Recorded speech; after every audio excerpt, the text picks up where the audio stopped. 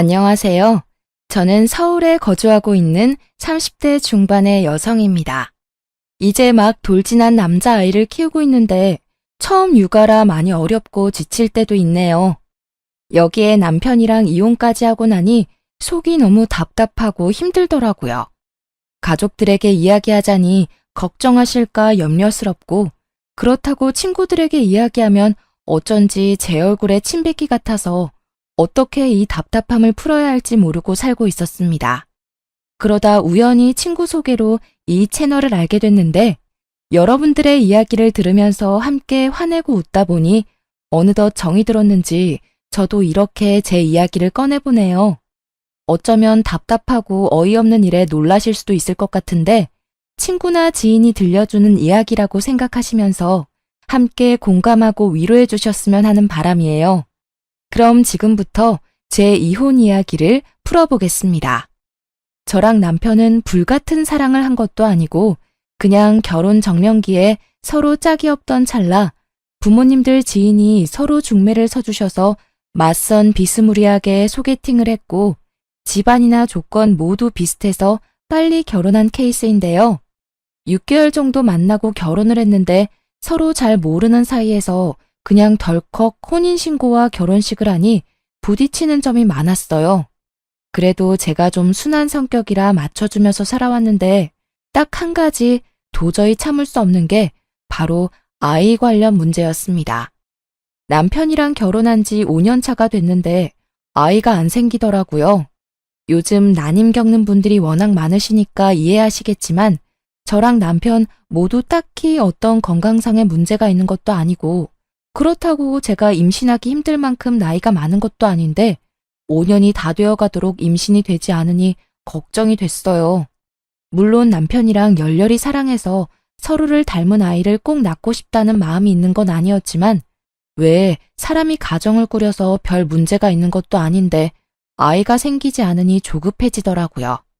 그래서 친정엄마 아빠도 몸에 좋은 약을 지어주시는 등 걱정하셨는데요. 처음 3년 동안은 그냥 배란기에 맞춰서 노력해보는 등 자연 임신을 시도했지만 소용이 없길래 제 나이도 점점 들어가고 더 늦으면 안 될 것 같아 의학의 힘을 빌리기로 했습니다. 다행스럽게도 3번째 시험관 시도 끝에 귀한 저희 아들을 얻게 됐는데 시모가 자꾸만 2대 독자 손주의 육아에 끼어들어서 참견을 했고 효자 남편은 제 편이 아닌 시모의 편을 자꾸 들면서 트러블이 커졌어요. 처음에는 귀한 손주니 그럴 수 있다고 스스로 이해해보려 했지만 점점 도가 지나치니까 제 아들은 제가 지켜야겠다는 생각이 들었고 도저히 방관하는 남편도 곱게 보이지 않더라고요. 시모는 무속신앙과 민간요법을 아주 맹신하는 분이셨어요. 물론 그런 것들이 나쁘다고는 생각하지 않아요. 하지만 맹목적으로 믿고 어린 제 아들에게까지 접목을 하시니 솔직히 엄마된 입장에서는 탐탁치 않게 느껴지더라고요. 아마 제 친정엄마 아빠가 그렇게 하셨어도 정말 치를 떨며 하지 말라고 고래고래 소리를 지르며 막았을 텐데요. 처음에는 저희 부부가 임신이 잘 안 되니까 제가 타깃이었어요. 저한테 임신이 왜 안 되냐면서 무슨 문제 있는 거 아니냐는 식으로 몰아가서 기분이 나빴던 적이 한두 번이 아니었답니다. 심지어는 출처를 알 수 없는 이상한 한약 같은 걸 자꾸 지어오는 겁니다. 저는 성격이 좀 확실한 편이라서 누가 주는 음식은 잘 안 먹어요. 그래서 시모가 생각해서 지어준 거지만 한약이 몸에 잘 안 받는 체질이라면서 극구 사양을 했는데요. 몸에 좋은 거니까 꼭 먹으라면서 자기 보는 앞에서 다 먹을 때까지 안 갈 거라면서 생떼를 부리는 겁니다. 솔직히 어이없었지만 진짜 안 먹으면 안 갈 것 같아서 억지로 먹었는데 이후에도 한약 다 먹었는지 남편 통해서 감시하며 확인을 하지 않나 싫다고 해도 자꾸 강요를 하니 진짜 부담스럽더라고요. 그리고 저희 부부는 시험관 시술을 통해서 아이를 얻었잖아요. 이런 건 의학적으로도 증명할 수 있는 명확한 사실인데도 불구하고 시모가 자꾸 아들을 낳게 된 건 자기가 100일 동안 정성 들여 기도한 덕분이라며 자기 보고 감사해야 한다고 떵떵거리는 게 아니겠어요. 진짜 주위에 결혼한 친구들에게 말하면 요즘에도 그런 시어머니가 있냐면서 다들 이해를 못 하더라고요. 그래도 여기까지는 좀 당황스럽기는 해도 얼마나 손주가 보고 싶었으면 이렇게 하시겠나 싶어서 참고 넘어가려고 했어요.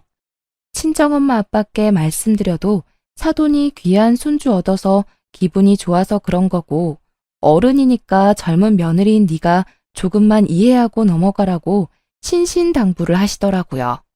그렇게 시모 말은 한 귀로 흘리면서 모른 척하고 살았는데 도저히 제 기준에서는 납득하기 힘든 일이 또 벌어졌습니다. 아기를 낳으면 출생신고를 한 달 이내에 해야 하잖아요.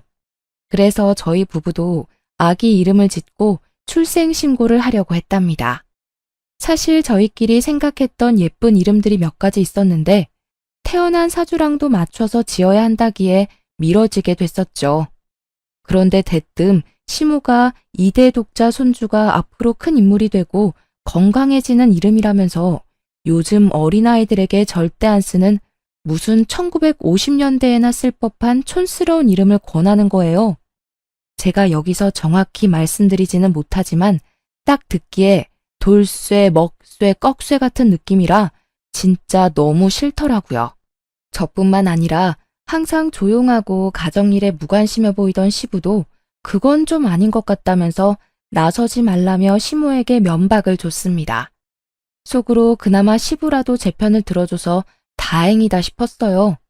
정작 아기 아빠인 남편은 아무 말 안 하고 못 들은 척하고 있었거든요.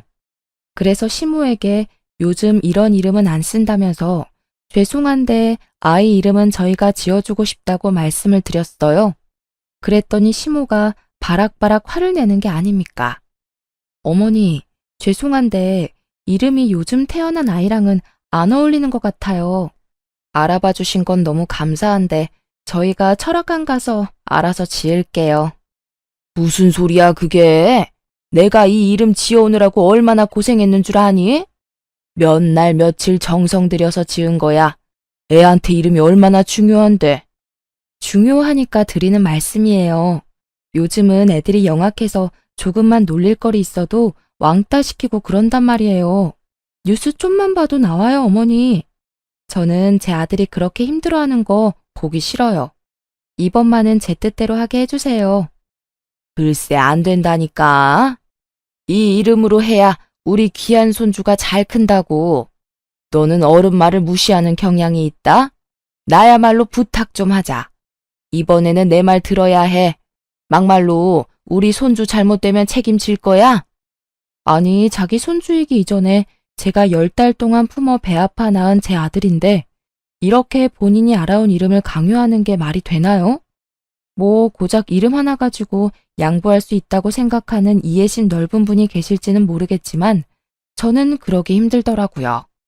특히 아직 태어난 지 한 달도 안 된 신생아에게 무슨 이름을 잘못 지어서 아기 잘못되면 책임질 거냐느니 본인의 뜻을 관철시키기 위해 협박까지 일삼는 시모의 모습에 이번만큼은 진짜 저 고집을 확 꺾어야겠다는 생각마저 들었습니다. 그래서 화내고 소리치는 시모의 모습에 어이가 없었지만 당황한 기색을 꾹 참고 태연하게 행동하며 안 된다고 말을 했어요. 저 혼자 그러면 안 먹힐 것 같아서 남편한테도 뭐라 말 좀 하라고 했죠. 그런데 남편이 머리 아프다면서 자리를 피해버리는 겁니다.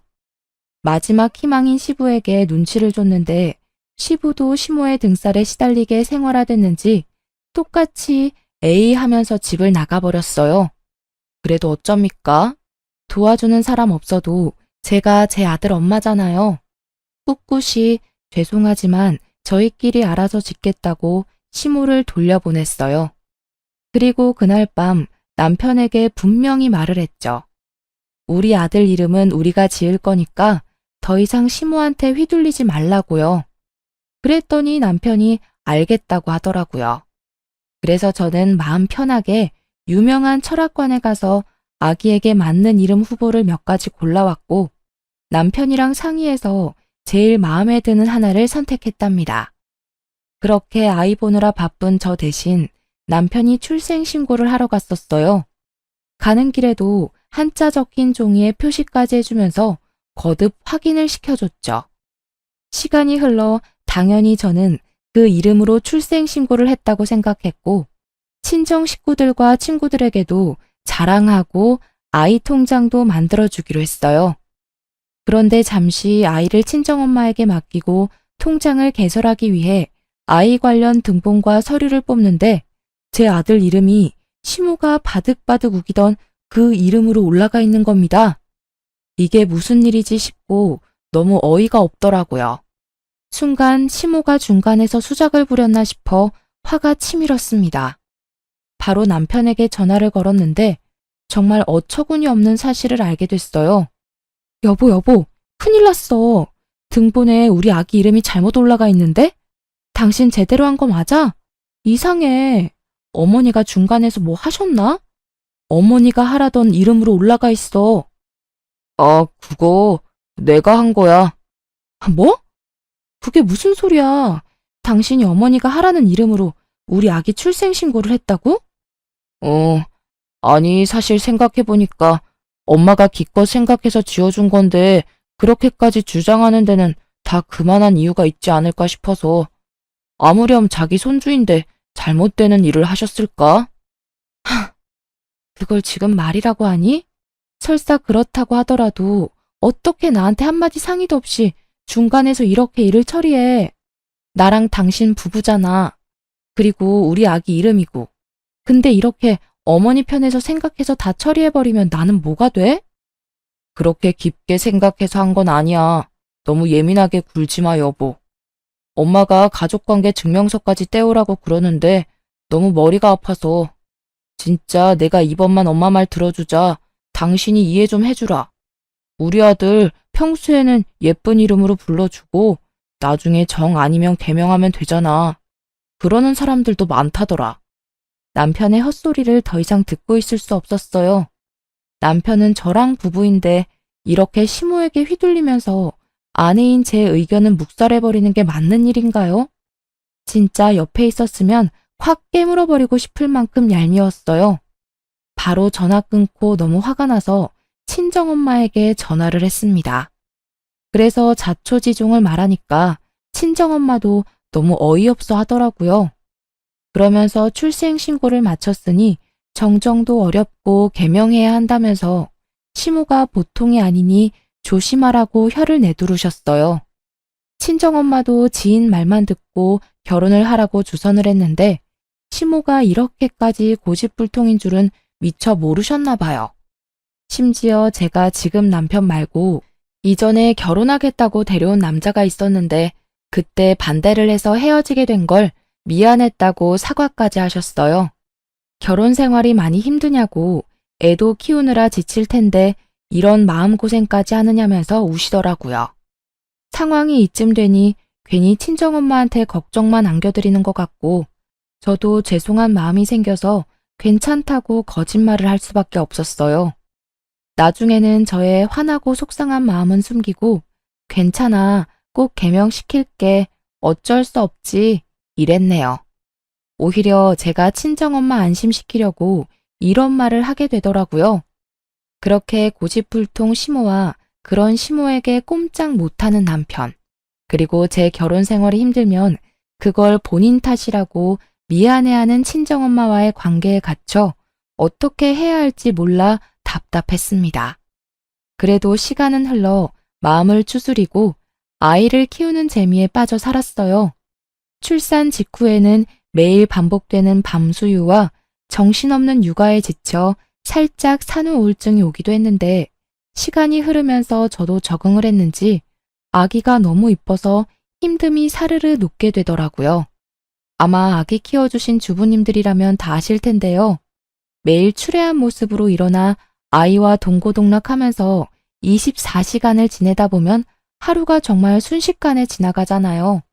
저는 아기를 낳아도 제 생활을 유지하고 살 수 있을 줄 알았는데 정말 돌 이전까지는 아기 위주로 사라지더라고요. 바깥바람이라도 좀 쐬려고 아기를 유모차에 태우고 공원이라도 다녀오면 녹초가 돼서 쉬고 싶지만 젖병 씻으랴, 집안일 하랴, 이유식 만들랴. 정말 몸이 하나인 게 아쉬울 지경이던 거 있죠? 물론 나중에는 젖병도 물량공세로 여러 개 돌려쓰고 이유식도 시판을 사서 먹이고 나름 편한 방법을 찾기도 했어요. 그래도 제 몸 하나 건사하기 힘든 초보맘인 터라 처음 하는 출산과 육아가 정말 힘들더라고요. 남편이 좀 도와주기라도 했다면 좋았겠지만 야근이 많은 특성상 제가 무조건 독방 육아를 할 수밖에 없는 상황이었어요. 하지만 아기가 예뻐서 이 모든 걸 감수하고 있었답니다. 그런데 정말 시시때때로 걸려오는 시모의 영상통화는 참기 힘들더라고요. 물론 저도 이해를 합니다. 귀하게 얻은 손주가 얼마나 보고 싶고 애틋하겠어요. 저희 친정엄마 아빠도 영상통화하는 재미에 빠졌다면서 웃으시니 그 모습을 보는 것만으로도 뿌듯하고 아기 낳길 잘했다 싶었거든요. 그런데 시모는 너무 중간이 없는 겁니다. 하루에도 4-5번씩 영통을 걸어오고 혹여나 제가 아기 낮잠을 재우거나 이유식을 먹인다고 못 받으면 무슨 일 있냐고 뭐 하냐고 꼬치꼬치 답할 때까지 캐묻는데 진짜 혼자 아기랑 씨름하고 있을 때 이렇게 닥달을 하면 저도 사람인지라 짜증이 나더라고요. 그래도 얼마나 좋으면 이러실까 싶어 꾹 참았습니다. 영통 오면 오는 대로 받아주고 혹여나 아기 자느라 못 받는 상황이면 아기 재우고 나서 깨면 연락드리겠다고 하고 다 지켰어요. 그런데 사람이 호의가 계속되면 권리인 줄 안다더니 제가 너무 시모에게 다 맞춰주고 살았던 걸까요? 눈치 없는 시모가 점점 제 육아에 입을 대고 간섭을 하는 겁니다. 애미야, 애 운다. 울기 전에 밥 줘라. 자꾸 울어서 주는 버릇하면 애 성격 나빠진다고 몇 번을 말하니? 아, 어머니, 방금 보충 분유 먹여서 안 먹을 거예요. 그리고 지금은 아직 이유식 2번 먹이는 때라서 나중에 저녁으로 먹이면 돼요. 제가 알아서 할게요. 아니, 이렇게 이가 났는데 왜 아직 분유를 줘? 밥 주면 된다. 예, 애 이리 줘봐라. 내가 죽 만들어서 먹일게. 그리고 애가 왜 이렇게 말랐니? 이제 보니까 밥 안 주고 아직 이렇게 분유 줘서 살이 안 찌는 거 아니야? 아이고, 엄마가 밥을 안 줘서 우리 아기 배고팠죠요. 어머니, 돌 되기 전까지는 하루에 500ml 정도는 우유 먹여야 해요. 요즘 육아서에 다 그렇게 적혀 있는데 예전이랑 달라요, 어머니. 그리고 얘는 많이 먹이면 토해서 제가 조절하는 거예요. 내가 애를 안 키워봤니? 셋이나 키웠어. 다 똑같은 아기인데. 옛날이랑 다르기는 뭐가 달라? 요즘 애들은 다 글로만 육아를 배워서 이뿐만이 아니었습니다. 저희 아들은 좀 예민한 편이라 통잠을 안 자더라고요. 그러다 보니 제가 밤에 너무 힘들어서 수면 교육을 해야겠다 결심했거든요. 수면 교육을 해두면 아기가 적응을 해서 혼자서도 잘 자고 오히려 통잠을 푹 잔다는 말이 많아서 꼭 시도해보고 싶었어요. 그렇게 열심히 노력한 끝에 아기 방에 따로 분리수면까지 성공을 했습니다. 그런데 이거 가지고 시모가 난리를 부리더라고요. 아니 얘, 애를 왜 이렇게 다른 방에 재우는 거야? 너희가 데리고 자야지. 잠자다 깨서 혼자 있으면 얼마나 무섭겠어? 어머니, 지금 애기 너무 잘 자요. 원래 저희랑 붙어 잘 때는 애가 너무 예민해서 조금만 움직여도 깨고 그랬는데 옆에 아무도 없으니까 더 편하게 오래 통잠 자요. 괜찮아요. 무슨 소리야? 누가 그렇게 매정하게 애를 키운다니? 나는 안 그랬다. 자고로 애는 엄마 품속에서 체온을 느끼면서 자야 정서적으로 안정되고 그러는 거야. 너 그러다 나중에 큰일 나. 무슨 큰일이요? 요즘 엄마들은 다 이렇게 키워요. 세상이 달라졌어요. 세상이 달라지긴 뭐가 달라져? 애기들은 다 똑같다. 엄마 품 찾고 그러면서 크는 거지. 팽한 방에 혼자 두고 이게 아동학대지 뭐가 아동학대니? 아유, 불쌍한 우리 손주.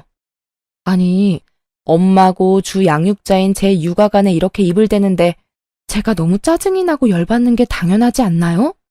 저도 나름대로 열심히 아기를 키워보려고 노력 중인데 칭찬하고 위로해주지는 못할 망정 학대 운운하면서 저를 나쁜 엄마로 몰아가는데 진짜 듣자 하니 너무 화가 나고 같이 있기 싫더라고요.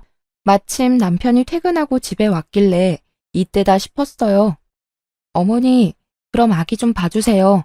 어머니 아기 잘 보시고 셋이나 잘 키워내셨으니까 손주 좀 봐주시라고요. 저 애 키우느라 하루 종일 집에 갇혀 있느라고 친구도 못 만났는데 오늘 친구 좀 만나고 들어올게요. 갑자기? 나 약속 있어. 가긴 어딜 가. 당신은 맨날 일한다고 육아는 나몰라라 하고 친구도 자주 만나는데 나도 힐링 좀 하고 싶어서 그래. 어머니가 아기 잘 보시니까 믿고 나갈 수 있는 거잖아. 안 그래요, 어머니? 아이고, 그래. 나 갔다 오너라. 내가 봐줄 테니까. 내가 이렇게나 속이 넓고 깊은 시어머니다. 나 같은 사람 있으면 나와 보라 그래. 우리 손주, 할미가 밥 주고 재워주고 다 해줄게요. 걱정 말아요. 엄마는 이런 거 안 해주지? 어휴, 불쌍한 내 새끼. 들었지? 당신 약속 깨고 어머니랑 같이 아기나 잘 봐. 다녀올게. 그 길로 바로 옷만 갈아입고 가방 들고 집을 나왔어요.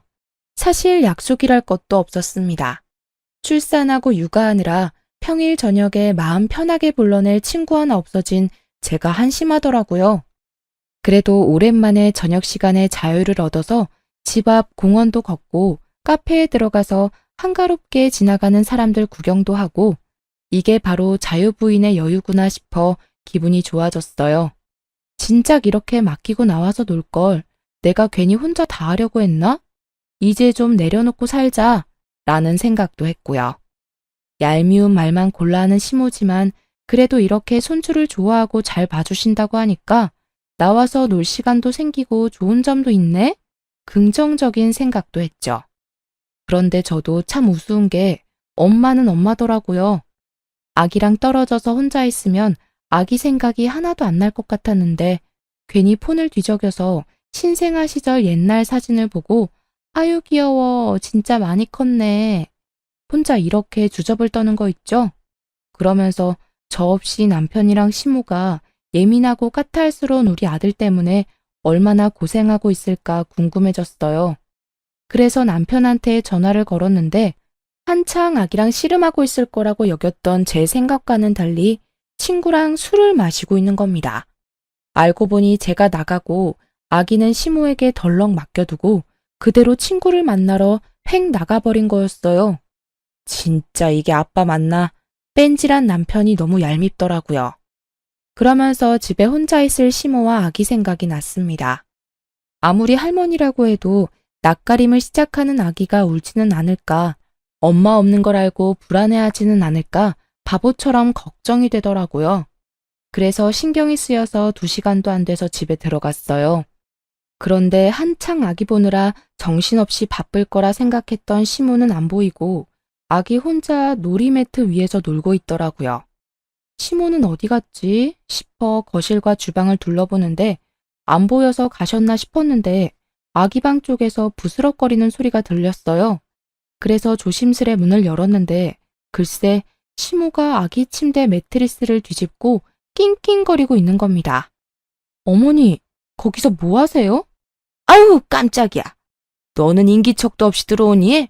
뭐 이렇게 빨리 왔어? 친구 만난다더니.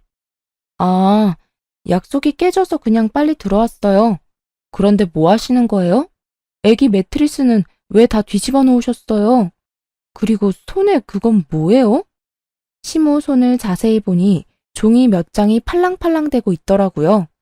A4 용지도 아니고 한지처럼 얇은 종이에 붉은 글귀들이 가득해서 살펴보니까 다름 아닌 부적이었습니다. 제 표정이 일그러지는 걸 느꼈는지 시모가 당황하면서 재빨리 매트리스 밑에 부적을 끼워두고 침대를 돌려놓더라고요. 어이가 없어서 바로 매트리스 까서 부적을 챙겼습니다. 아, 별거 아니야. 신경 쓰지 마라. 애기는 애기 봐야지 너는. 아니 어머니, 별거 아닌 게 아니라요. 이런 걸 왜 애기 매트리스에 붙여요? 어디에 쓰는 건데요? 무슨 의미가 있는 거냐고요. 아유, 또 시작이다, 또 시작이야. 그냥 무탈하고 건강하게 밤잠 잘 자고 좋은 꿈 꾸라고 내가 빌어서 누가 써준 거야. 다 좋은 의미지. 내가 이상한 거 우리 손주 머리맡에 붙이겠니? 너는 그냥 내가 하는 건 다 도끼 눈을 뜨고 보지? 어머니, 솔직히 말씀드릴게요. 저는 이런 거 별로 안 믿어요. 특히나 어른도 아니고 아직 말도 못하는 아기 쓰는 물건에 이렇게 몰래 붙여두는 거 오히려 찝찝하다고요. 제발 좀 이러지 마세요. 너는 말을 해도 참 섭섭하게 한다. 나 우리 손주 할미야. 하나밖에 없는 2대 독자 잘 크게 하려고 하는 건데 너는 정작 어미가 돼서 밥도 제대로 안 주고 잠도 잘 안 챙겨 재우는데 내가 이런 거라도 신경을 써야지. 우리 2대 독자 너 때문에 다치고 아프면 책임질 거야? 진짜 그놈의 책임. 짜증이 머리 끝까지 치솟더라고요. 제가 엄마지 시모가 엄마인가요? 시모는 그냥 할머니답게 뒤로 한 발 물러나서 제가 하는 육아를 마음에 안 들더라도 지켜봐줬으면 좋겠는데 어떻게 이렇게 사사건건 간섭을 하는지 모르겠더라고요. 제 상식으로는 이해 불가라서 진짜 가슴이 답답했어요. 이런 것도 다 이해하고 넘어가는 세상 착한 며느리가 있을까요? 저도 남에게, 특히 나이 많은 어르신들에게는 싫은 소리 못하고 조금 손해보더라도 예의 차리는 순한 성격이거든요. 그런데 정작 제 시모가 이렇게 아나무인으로 구니까 더는 참고 지내지 못하겠다는 생각이 들더라고요. 그래서 일단 시모 보고 가시라고 하고 남편한테 전화를 걸어 지금 당장 안 들어오면 이혼할 거라고 통보했습니다. 놀란 남편이 무슨 일이냐면서 급하게 들어왔어요. 여보, 나 이렇게 못 살겠어. 내가 나쁜 엄마야? 아기 밥 안 주고 잠도 잘 안 재우는 나쁜 엄마냐고. 맨날 밖으로 놀러 다니고 아기한테 관심 1도 없는 당신이 나쁜 아빠 아니고? 갑자기 또 왜 그래? 당신도 오늘 친구 잘 만나고 왔잖아. 우리 엄마가 아기 잘 봐줘서 잘 놀고 와서 왜 이래? 나 친구 안 만났어. 맨날 24시간 아기 보느라 만날 친구도 다 끊겼어. 그런데 우리 어머니는 나보고 아동학대 운운하면서 애 그렇게 키우지 말라고 나 때문에 다치고 아프면 책임질 거니. 이거 봐. 이런 부적까지 붙이면서 내 탓이라고 간섭하는데 내가 언제까지 참고 넘어가야 해? 아, 난 또 뭐라고. 별것도 아닌데 당신 요즘 보면 너무 다크해. 산후우울증 뭐 그런 거야? 병원 끊어줄게 좀 다녀. 그리고 우리 엄마가 애 생각해서 이런 거 알아보고 당신한테 조언도 해주는 거지. 사람 성의 무시하지 좀 마. 정말 지긋지긋하게 시모 편을 드는 남편이었어요. 결혼하고 아기 낳으면 그렇게 많이 싸운다던데 저는 사실 육아하는 건 힘들어도 참을만 했거든요. 그런데 진짜 입 육아하고 저를 나쁜 엄마로 몰아가는 이 시모와 남편 때문에 정말 가슴이 터질 것 같았어요. 나중에는 제가 예민하고 산후우울증 때문에 그런다는데 아무리 생각해도 저는 너무나 멀쩡하고 정상적이었거든요. 제가 욱하고 화가 날 때는 시모 그리고 그 편을 드는 남편과 엮이는 일이 생길 때뿐이었습니다.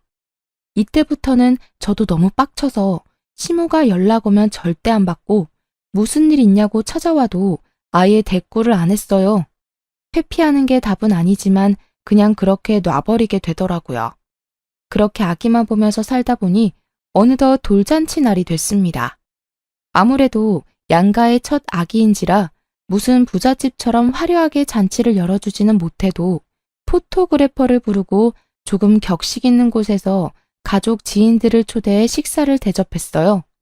다행히 아기도 이날 컨디션이 좋아서 방실방실 많이 웃고 노래가 나오니 몸도 이리저리 흔들고 춤추며 이쁜 짓을 많이 해서 저도 기분 좋고 다들 즐거워했죠. 돌잡이 때는 또 청진기를 잡아서 의사 될 거야 우리 아들 하면서 남들 다 아는 고슴도치맘의 면모를 보이곤 했습니다. 그렇게 돌잔치가 무르익을 쯤이었어요. 꼴 보기 싫은 남편이랑도 좋은 날이니 좋은 모습 보이자며 사이 좋은 부부인 것처럼 최선을 다하고 있었는데 갑자기 스님 복장을 한 남자 한 명이 들어오더라고요. 너무 특이한 복장이라 뭐지? 우리 손님 맞나? 하고 의아해하는데 시모가 합장을 하며 너무 반갑게 맞이하는 거예요. 그때까지는 그냥 시모 손님인가 보다 저런 사람도 안 해? 하고 말았는데 이 스님이 시모랑 속닥속닥거리더니 대뜸 저희 부부 아들에게 걸어오는 겁니다. 당황해서 쳐다만 보고 있으니 시모가 소개를 해주더라고요. 인사해라. 강원도 산에서 유명한 땡땡 스님인데 내가 우리 손주 돌잔치날이라고 어렵게 모셔왔어. 고마운 줄 알아라. 안녕하세요. 아들 내외 분이시죠? 말씀 많이 들었습니다. 손주가 아주 똘똘하고 귀엽게 생겼네요. 복이 많은 얼굴이에요. 이분이 우리나라에서 관상 잘 보기로 손에 꼽히는 분이다. 내가 우리 손주 사진 보여드리니 직접 관상 보고 기도까지 해주신다니 뭐니. 얼마나 감사한 일이야.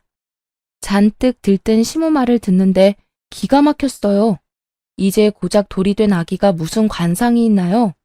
풍문으로 듣는 이야기만 해도 아기 얼굴은 크면서 12번도 더 바뀐다고 흔히 말을 하잖아요. 제가 봐도 태어난 직후에는 남편을 많이 닮았었는데 돌이 가까워지고 얼굴 윤곽이 드러나면서부터는 제 어릴 때 사진이랑 똑같이 생겨서 신기했거든요. 그런데 아직 졸리면 울고 옹알이하는 아기를 두고 관상을 봐준다면서 기운이 좋니 나쁘니 입대는 게 싫었어요. 그래서 아주 싫은 티를 팍팍 냈더니 남편이 눈치채고 저를 따로 불러서 좋은 날인데 예의 없이 굴지 말라고 자기도 아는 사람이니까 봐주자고 하더라고요. 당신은 이해되냐고 했더니 어쨌든 어머니가 불러서 좋은 날 와주신 손님이고 축하해주러 온 거니까 넘어가자는 거예요. 무슨 이런 이해심이 바다같이 넓은 사람이 있나 싶었어요. 자기 어머니한테 대한 건 무조건 수용하는데 저는 이런 효자랑 진짜 못 살겠다 싶더라고요.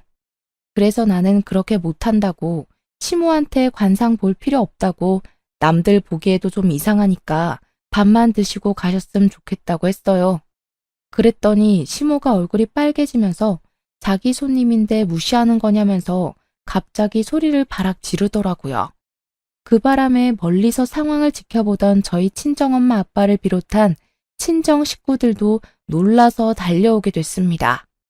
아니 사부인, 무슨 일이세요? 왜 그러는데? 어머니, 왜 갑자기 소리를 지르세요? 아기 놀라잖아요. 그냥 저는 이런 게 다 싫다고요. 엄마인 제가 싫다는데 제발 강요하지 마세요. 부탁드려요.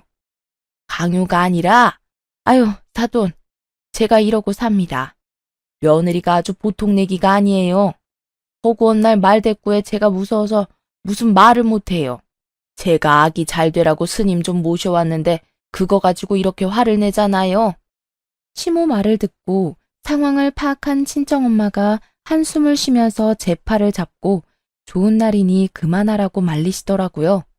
정말 주위를 둘러보니 사람들은 무슨 일인가 싶어 웅성대지 친정엄마도 말리지 내가 또 참자 싶어 입을 다물었어요. 그런데 이 눈치 없는 스님이 제 속을 긁더라고요. 에헴, 이 집은 며느리 기 좀 누르고 사셔야겠습니다. 그래야 집안에 복이 오는 거예요. 며느리분, 명심 좀 하세요. 그 순간 참고 참았던 화가 활화산처럼 터졌습니다. 친정엄마랑 아빠도 못 참으셨는지 지금 무슨 소리 하는 거냐면서 길길이 화를 내시고 저보고도 참지 말라고 하시더라고요. 가시라고 스님을 쫓아내고 나서 엉망이 된 돌잔치를 수습한 후 집에 돌아와 짜증을 내서 스님 뒷조사를 시작했어요. 시모가 했던 말을 조합해서 검색하니 한 암자가 나오더라고요.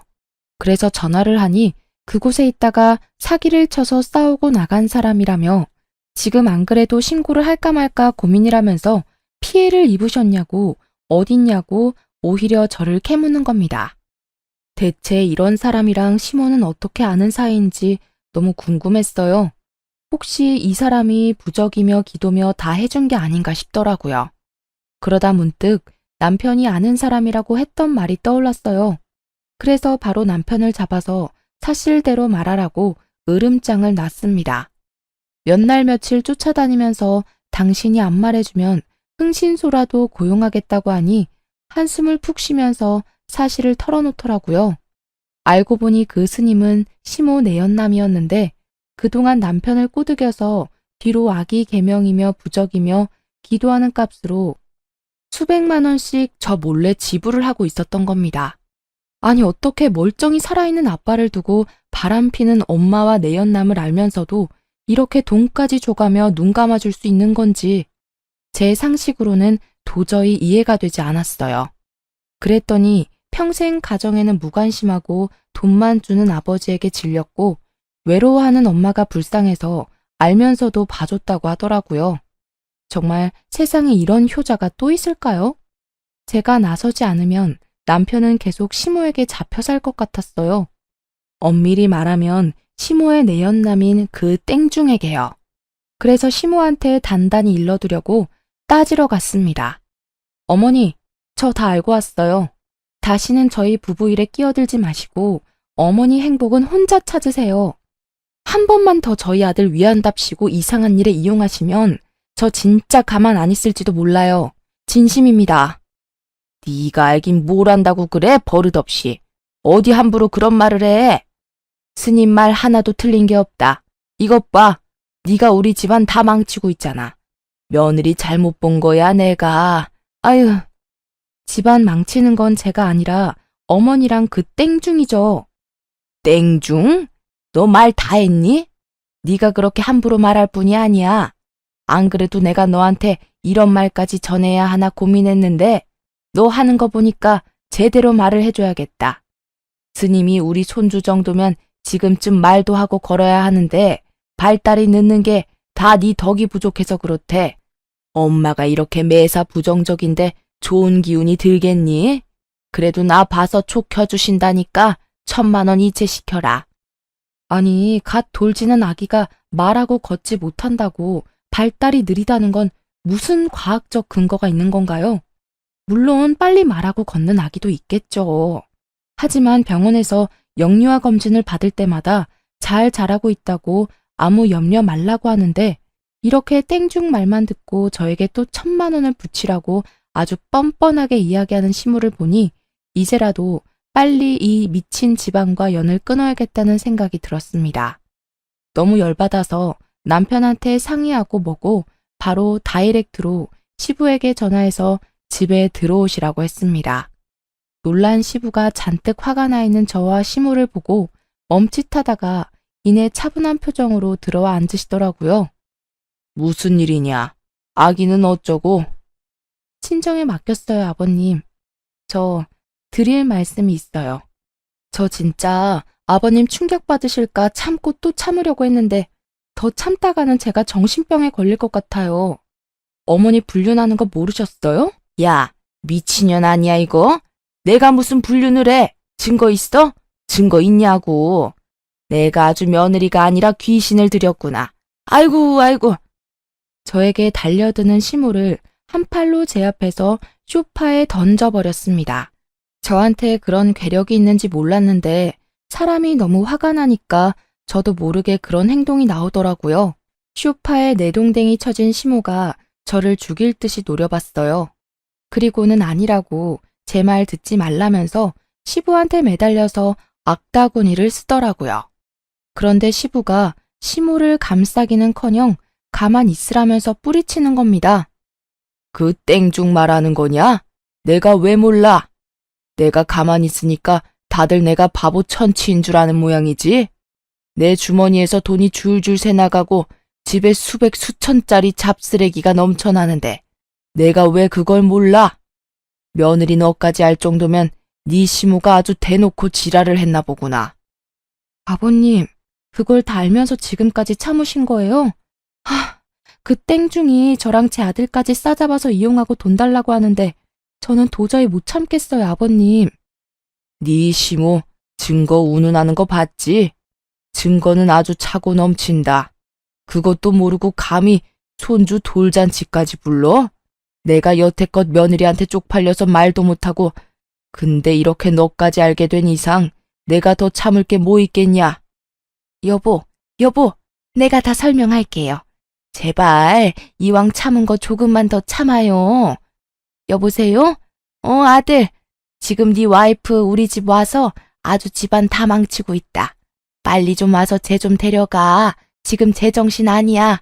그리고 아버지 좀 말려라. 여기서 제정신 아닌 건 니들 모자뿐이야. 이놈의 모자가 쌍으로 아주 나를 물먹었지. 오냐? 이놈들 오늘 끝을 보자. 너도 당장 집으로 뛰어와. 아버지 부름에 한달음에 남편이 달려왔습니다. 시모는 덜덜 떨면서 울고 있지. 저는 기세등등하게 소파에 앉아있지. 시부는 아무 말 없이 남편을 노려보고 있지. 남편이 허옇게 질려서 무슨 일인가 눈치를 보더라고요. 정말 제가 시부에게 다 털어놓을 거라고는 미처 생각하지 못했던 듯 했습니다. 한창 눈치를 보던 남편은 이내 무릎을 꿇었어요. 아버지, 죄송해요. 제가 다 설명할게요. 처음부터 작정하고 아버지 속인 건 아니었어요. 저도 엄마가 시켜서 모르는 척 몇 번 돈만 드린 건데 이렇게 길게 끄실 줄은 몰랐어요. 죄송해요, 아버지. 저 좀 봐주세요. 야, 네가 그러고도 내 아들이야? 뭘 내가 시키기를. 말을 그렇게 하면 안 되지. 너 미쳤니? 너 착한 우리 아들한테 무슨 짓을 한 거야? 무슨 세뇌를 시켰길래 얘가 이래? 조용히들 못해? 나는 그래도 가족이라고 몇 번이나 참고 기회를 줬다. 며느리한테 부끄럽기도 하고 무엇보다 내가 일궈온 내 가정이니까. 그런데 나를 이렇게 비참하게 만들어? 여보, 내가 정말 잘못했어요. 한 번만 용서해줘요. 이번에는 시모도 울며 불며 무릎을 꿇더라고요. 열받은 시부가 화를 내니 시모랑 남편 모두 꼼짝을 못했습니다. 그도 그럴 게 시부가 사업을 해서 읽어놓은 재산이 많은데 워낙 시모랑 아들이 씀씀이가 해프니 본인이 관리를 다 하고 있었거든요. 그래서 저조차 결혼 전에는 그 규모가 어느 정도인지는 미처 알지 못했어요. 그래도 지방에 땅이랑 빌딩이 있고 서울에 집이 있어서 일 안 해도 임대료로 먹고 살 정도라고는 들었습니다. 그런데 신혼 초에 교통 요지에 있는 빌딩 한 군데에 저랑 남편을 데려가서 보여주시면서 이 건물은 너희 거라고 아기만 낳아 잘 살라고 그거면 된다고 하시는 겁니다. 그때 남편이 어찌나 좋아하던지 저도 어안이 벙벙하면서도 시부가 생각보다 더 재력이 있었구나 놀랐었어요. 이렇게 시부를 이기지도 못할 거면서 왜 그리 큰일을 뒤에서 벌였는지 진짜 이해 불가능이었습니다. 용서? 나한테 빌 게 아니라 먼저 시집이라도 와서 이런 더러운 꼴 본 며느리한테 잘못을 빌어야지. 얘가 무슨 잘못이야? 둘 다 당장 사과해. 시부의 불호령에 남편이 먼저 저에게 머리를 조아렸어요. 정말 돈이 무섭긴 무섭구나 싶더라고요. 미안해. 내가 사과할게. 이제 엄마 편 안 들고 무조건 당신 편이야. 이제 와서 아버님, 이 사과 안 받아도 상관없는 거죠? 저는 더 이상 남편이랑 살기 싫습니다. 저 이혼하겠습니다. 그리고 아기는 꼭 제가 데려갈 거예요. 이해해 주세요. 그래, 네 뜻이 그렇다면 내 말리지 않으마. 험한 꼴 보게 해서 정말 미안하다. 내 위자료는 섭섭치 않게 해주마. 너 말을 왜 그렇게 하니? 이혼하는 건 네 마음이지만 걔는 우리 핏줄인데 왜 네가 데려간다는 거야? 조용히 해. 놀기 좋아하는 저놈이 애를 키울 거야? 아님 동네 창피하게 바람난 당신이 애를 키울 거야? 돈 주고 베이비시터 쓰면 되잖아. 돈이면 다 되는 거 몰라요? 무슨 돈? 나 당신이랑 이혼할 거야. 그 땡중한테도 민사소송 걸어서 아주 이 나라에서 얼굴 못 들고 살게 만들 거라고. 그리고 너 오늘부로 내 아들 아니다. 내 전 재산 새아기한테 아기 키우라고 떼어주고 남는 건 다 고아원에 기부할 거니까 더 이상 콩고물 기대하지 마라. 가족의 인연은 여기까지니 그리들 알아. 그 말에 시모와 남편 모두 시부 바짓가랑이를 잡고 엉엉 울면서 추하게 매달리기 급급했습니다. 진짜 사람이 이렇게까지 추할 수 있나 싶을 정도로 눈물 콧물 범벅이 돼서 한 번만 봐달라고 하는데 재력과 시부는 절대 선처는 없다고 단호했어요. 저 역시 마찬가지였고 결국 이혼 후 시부가 떼어준 빌딩 수익료로 위자료를 막대하게 챙겨 편하게 아들을 키우고 있답니다. 이혼 후 바로 개명 신청을 했고 베이비시터도 쓰고 있어요. 정말 돌이켜보면 효자 남편과 간섭 쩌는 시모 사이에서 더 있었다가는 찐으로 우울증에 걸렸을 것 같아요. 지금 이혼하고 혼자 아들을 키우고 있는데 몸은 힘들지만 정신이 평화로우니까 살 것 같거든요. 듣자 하니 시부는 재산을 처분해서 동남아로 떠났고 시모는 땡중이 남은 재산까지 털고 도망가서 알거지로 피해자들이랑 땡중 찾으러 다니느라 바쁘다고 해요. 남편은 아들 양육비와 시모가 땡중 찾는 비용까지 대느라 돈이 부족해 대리운전까지 뛰고 있다고 합니다. 정말 제가 그들처럼 진실을 숨기고 참고 살았다면 이렇게 평화로운 시간을 보낼 수 있었을까 싶어요. 혹시 저처럼 이상한 모자 사이에서 답답해하는 분들 계시다면 참지 말고 맞서 싸우라고 말씀드리고 싶네요. 그럼 지금까지 제 이야기 들어주셔서 감사하고 저는 아들과 함께 앞으로도 용기 내 살아보겠습니다.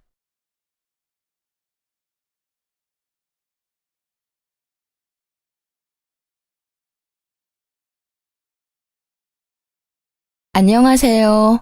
30대 후반의 아들 둘을 키우고 있는 돌싱입니다. 제 이혼 이야기는 지옥이 천국이 되는 경험이었습니다. 절체절명의 순간 제 생명의 은인인 여자를 만나 인생 펴게 된 제 이야기를 들은 친구가 사연을 보내보라고 하여 이렇게 시청자분들께 제 인생 이야기를 하게 됐네요. 가끔 이 일을 떠올리면 통쾌하다는 생각도 들기에 다른 분들께도 그런 시원함을 안겨드리고 싶었거든요. 10년을 넘게 혼인 생활을 잘 유지해오던 제가 이혼을 하게 된 계기는 바로 한 통의 전화였습니다. 이상하게도 모르는 전화번호는 받지 않는데 그날 걸려온 전화는 남편의 전화번호 뒷자리와 같아서 혹시나 친척인가 싶어 전화를 받게 되었습니다. 여보세요? 안녕하세요. 혹시 김상우 씨 아내 되시나요? 네, 제가 김상우 씨 아내 되는 사람입니다만 누구시죠? 혹시 지금 시간 되시면 댁 바로 앞에 있는 2층 카페에 와주시겠어요? 그 사람에 대해 해드릴 말이 있거든요. 이상하다는 생각에 나가지 않으려는 저를 잡은 건 그 여자의 뒷말 때문이었습니다. 안 오시면 후회하실지도 몰라요. 그럼 다행인지 불행인지 그날따라 집에는 아무도 없었습니다. 그리고 집안일이 빨리 끝났거든요. 전화가 너무 신경 쓰여 결국 그녀가 알려준 카페로 급히 발걸음을 옮겼습니다. 저를 한눈에 알아보고 제게 아는 척하는 그 여자는 참으로 예뻤습니다. 탐스럽고 사랑스러운 얼굴에 머리카락에 윤기가 흘렀습니다. 게다가 세련된 화장과 옷이 그 좋은 몸매에 딱 맞아서 같은 여자가 보아도 무척 예쁘더군요. 저는 이렇게 화사한 여자가 왜 저를 찾았나 싶어 의아했습니다. 처음에는 보험회사나 카드 영업사원인 줄 알았거든요. 정말로 그런 이야기를 하려고 부른 사람이라고 생각도 못했으니까요. 오늘은 집에 사람이 없나 봐요. 바로 나오셨네요. 좀 기다려야 할 줄 알았는데. 네, 집안 사람들 다 일이 있어서. 그런데 어쩐 일로 저를 보자고 하셨어요? 혹시 그이에게 무슨 일이라도 생긴 건가요? 아니에요. 그런 건 아니고. 사실 제가 지금 김상우 씨와 친밀하게 만나고 있는 사람이거든요. 네? 친밀하게 만나고 있다니 그게 무슨... 제가 그 사람 숨겨둔 애인이라고요. 사랑하는 사이. 그러니까 그쪽에서 그 사람이랑 이혼해 주시지 않겠어요? 저는 갑자기 들이닥쳐 폭탄 같은 말을 터뜨리는 여자를 그저 멀뚱히 쳐다만 볼 뿐이었습니다. 그만큼 그날의 그 일은 너무도 뜬금없는 현실감이 느껴지지 않는 말이었습니다. 남편의 불륜에 대해 이렇게 알게 되리라고는 상상도 못한 저는 그녀의 어이없는 제안에 대답을 잇지 못했습니다. 그리고 두 사람이 얼마나 사랑하는지에 대한 그녀의 말을 들을 때마다 분노와 화, 억울함 등이 뒤섞여 저의 감정을 잠식해 나갔습니다. 그러나 이내 뒤죽박죽이었던 제 머릿속은 환히 밝아왔습니다. 지금 제 상황에서 그녀의 말은 도리어 반가운 말이라는 걸 깨달았거든요. 살았다. 내 생명의 은인이 여기 있다. 그 기쁜 마음을 듬뿍 담아 저는 여유로운 미소로 상간녀에게 시원하게 말해줬습니다. 네, 이혼해드릴게요. 두 사람 꼭 결혼하세요. 제 말에 벙찐 상간녀의 얼굴이 아직도 기억에 고스란히 남아 있습니다. 제가 이렇게 웃으며 두 사람의 사랑을 응원하게 된 원인은 10년 전으로 거슬러 올라갑니다. 지금처럼 합가를 한 게 아니라 당시에는 분가 상태였고 그때는 시부가 살아계셨습니다. 다만 시어머니는 시부의 간병으로 항상 집에 매여 있으셨고 무슨 이유에서인지 밝은 성격의 어머님은 시부의 수발을 들 때만큼은 항상 표정이 어두웠습니다. 그 모습이 애초로워 저는 어머님께 잘하려 무척 애를 썼습니다. 남편은 삼형제 중에 맏이었는데 셋이나 되는 며느리 중에 저를 가장 반기셨습니다. 손이 귀한 집안의 시집와 옷 같은 아들을 둘이나 낳은 것도 그 이유 중에 하나였지만 그것이 전부인 것은 아니었습니다. 어머, 어서 와라, 아가. 이렇게 일찍 안 와도 되는데. 그래도 이렇게 일찍 와서 준비를 도맡아 해줘서 너무 고맙구나. 정말 나한테 일이 잘하는 건 너뿐이야. 별 말씀을요. 빨리 해놓고 저도 어머님이랑 수다 떨면서 시간 보내는 게 좋은걸요. 어휴, 세상에. 너는 말도 이렇게 예쁘게 하고 마음씨도 착해. 둘째는 어제 전화 와서는 바빠서 못 내려올 것 같다고 하더구나. 셋째도 며느리가 몸이 안 좋다고 늦겠다고 하던데 어째서 꼭 명절 제사 때만 몸이 안 좋고 바쁜 건지 원. 어머님, 제가 있잖아요. 걱정 마세요. 그래, 네가 있으니 내가 버티고 살아. 뭐 먹고 싶은 거 있니? 오늘은 내가 다 사줄 테니까 걱정 말고 이야기해. 이 집안의 시집온 이상 맏며느리로서 지켜야 할 것은 확실히 지키겠다는 제 각오가 어머님의 마음에 쏙 들었던 것 같습니다. 게다가 시부 간병에 적적하고 삭막한 시간을 보내는 시모와 도란도란 세상 사는 이야기를 나누며 정말 모녀보다 더 가까이 지냈으니까요. 어머님은 그런 저를 항상 고맙다며 표현해 주셨죠.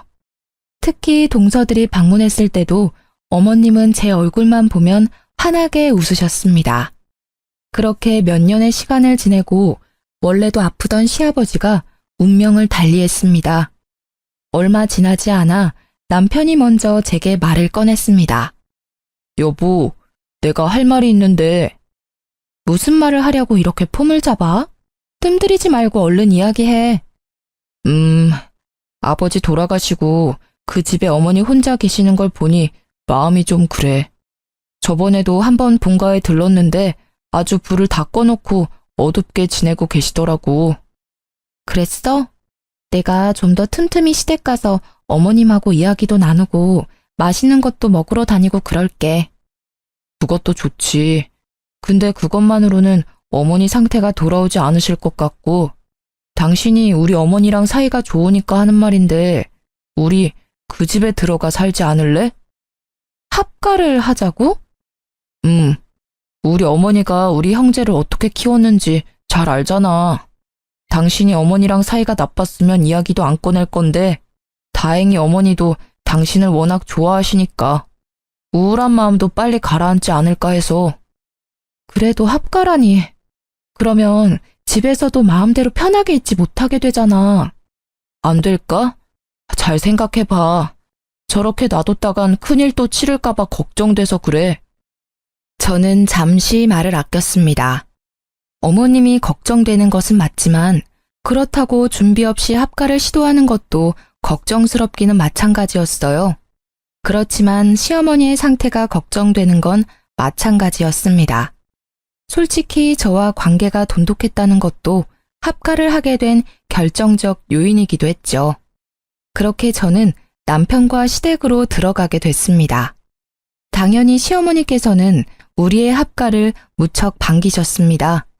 시어머니께서는 합가를 선택해준 저에게도 고마워하셨고 제 마음이라도 편하게 해주시려는 듯 제가 하는 일에는 절대로 잔소리나 꼬투리 잡는 말을 하시지 않으셨어요. 솔직히 그것만으로도 정말 감사하다고 생각했어요.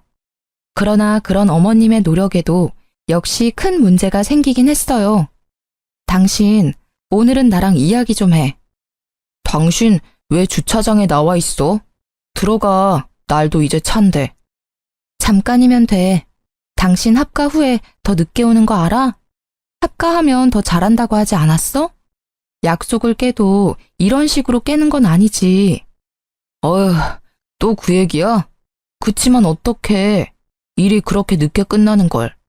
나도 일찍 퇴근하고 싶다고. 집에 와서 시원한 맥주나 마시면서 쉬고 싶어 하는 거 당신도 잘 알잖아. 그래도 이렇게 매번 늦는 법이 어딨어. 당신도 집에 와서 애들도 좀 보고 어머님하고 이야기도 하고 해야 할 거 아니야. 매번 왜 나한테 다 미루는데. 우리 애가 둘이야. 내가 꼬박꼬박 정시 퇴근하면 아들 둘 뒷바라지가 가능할 것 같아? 안 돼. 절대로 안 돼. 야근이라도 해야 수당이 붙어서 좀 넉넉하게 살 수 있을 거 아니야. 애들 맛있는 것도 사주고 미래에 하고 싶은 것도 마음껏 시켜줘야지. 그거야 그렇지만 그래도 너무하잖아. 육아도 힘들어. 당신은 대수롭게 생각하지 않지만 아침에 일어나서 잘 때까지 쉬지도 못하고 일한다고. 돌아서면 밥해야 하고 장도 내가 봐야 하고 애들 등하원도 내가 시키잖아. 게다가 당신이 늦게 오면 애들 목욕도 내가 시켜야 하고 결국 화장실 청소까지 내 일이지. 내가 힘들다고 나이든 어머님한테 일을 시킬 수도 없는 노릇이고 당신이 일찍 와서 조금이라도 도와줘야 나도 숨 좀 돌릴 거 아냐. 자기가 좀 이해해줘. 누군 일하고 싶어서 야근하냐? 지금 상태로는 답이 안 나오니까 하는 거야. 당신한테 그저 막연하게 기다리라고는 안 해. 대신 직급 오르면 월급도 오르니까 그때는 야근 줄이도록 할게. 응? 그리고 나도 애들이랑 최대한 시간 같이 보내도록 해볼 테니까.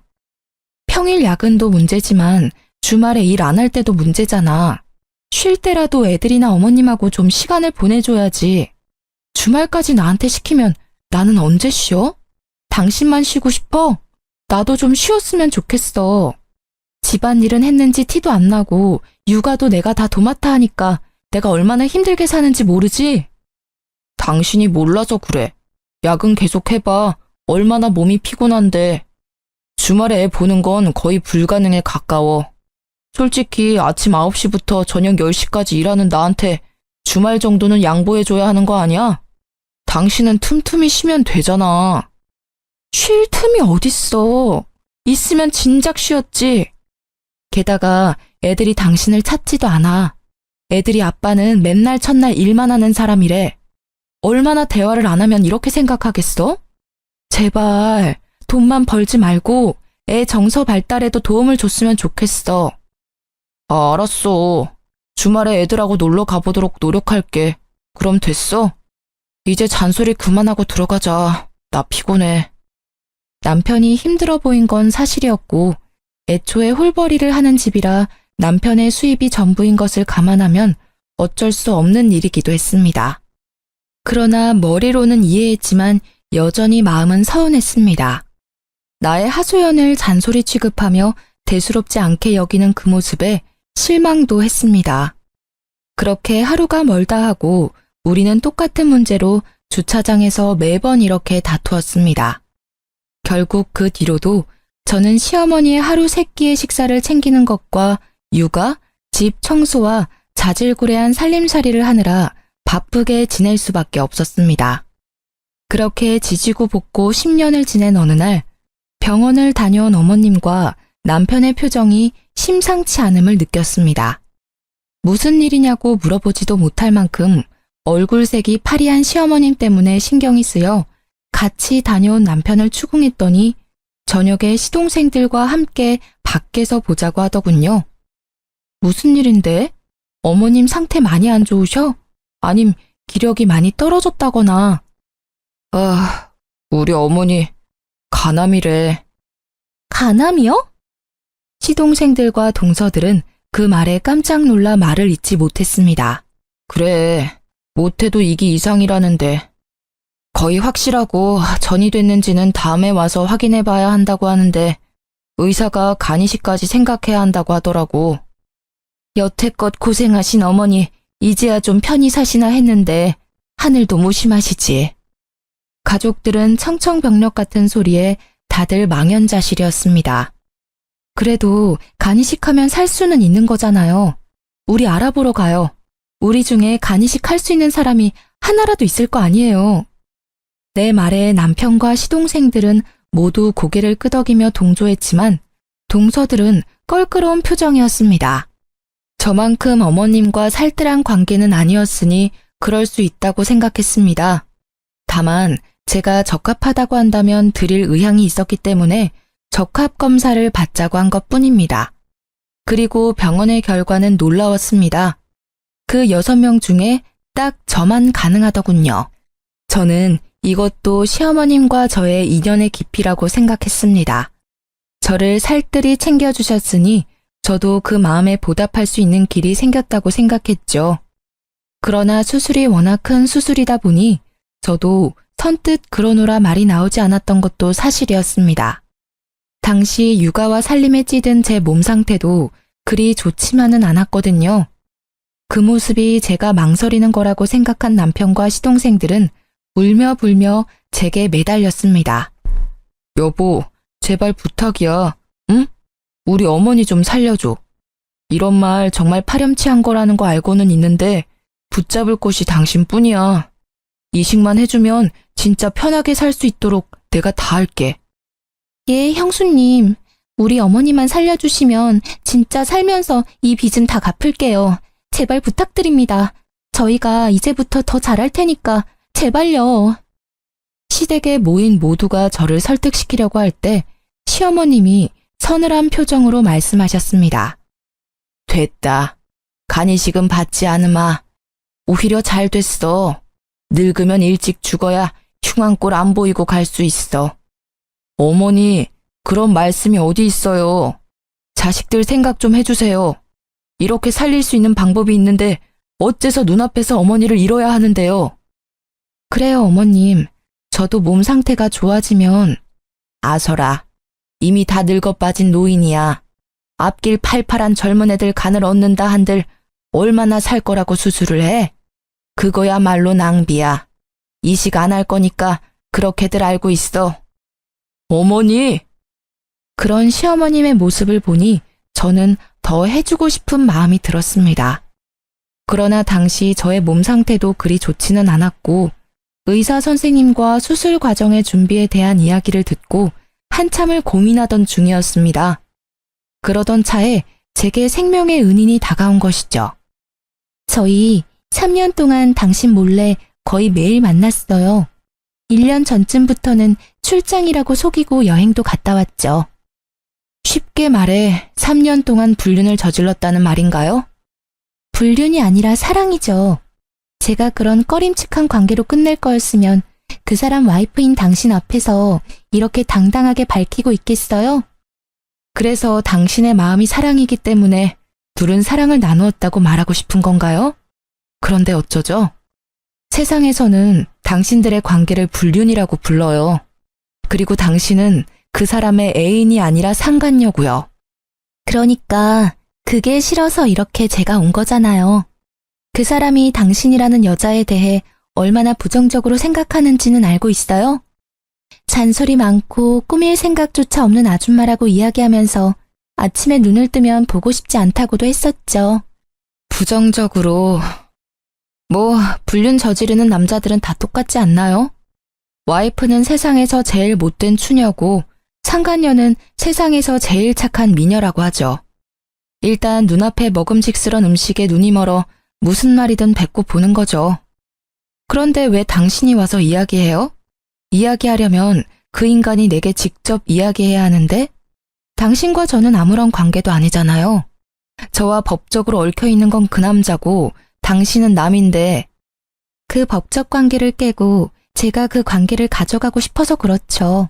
저도 이 관계 청산하고 그 사람과 진심으로 새 출발하고 싶어서 이렇게까지 한 거예요. 그이는 다정하기도 하지만 워낙 우유부단해서 그런 말을 직접 못하잖아요. 하고 싶은데 못하고 있는 걸 보고 제가 하러 온 거예요. 당당해 보이지만 사람들 없을 때 몰래 불러낸 거 보면 남편한테 들키고 싶지 않아서 그런 것 같은데 왜요? 그 사람이 그냥 연애만 하자고 해요? 그래도 다행이네요.